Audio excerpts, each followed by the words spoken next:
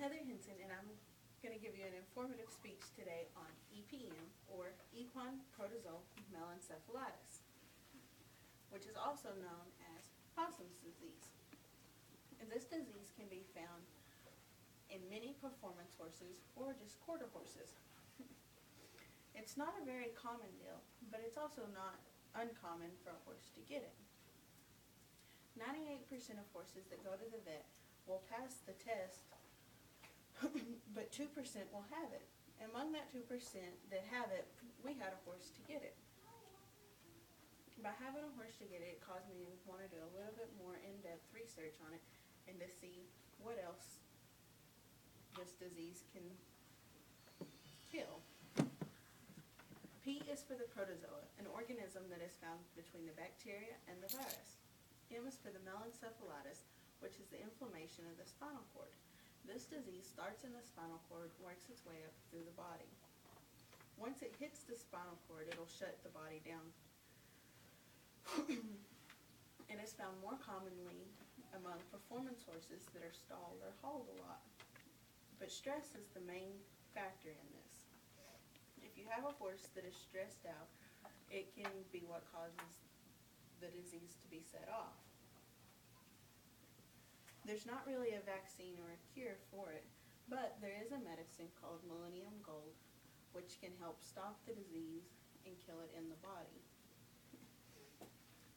When our horse got it, we were having to give him this medicine every day for 2 weeks. We had to give 20 cc's by mouth. By doing this, it can be real costly. Although we were giving him this medicine and trying to stop it, he never was right again. Some of the symptoms that we noticed that he had, which caused us to need to take him to the vet, were the abnormal sweating, the poor balance, the weakness, and the loss of coordination. We didn't notice what was going on until we started trying to ride him again, and he just wouldn't work like he used to. Some of the dangers in getting this disease are the loss of performance and him never being right, which are true in this case.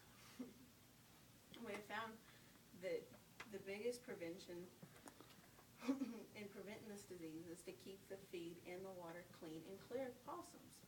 Some of the other ways to prevent it are maybe setting traps among stalls and around pens to trap the possums and turn them loose in other areas to keep them away from your horses.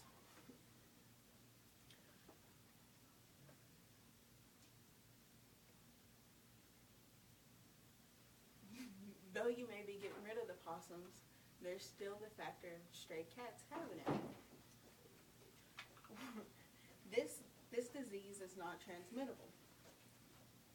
Once a horse gets it, another horse won't unless your feed is infected or your hay. If 2 horses get it on the same farm, it's not because one horse was contagious, it's just because you have a problem with possums and need to take care of that.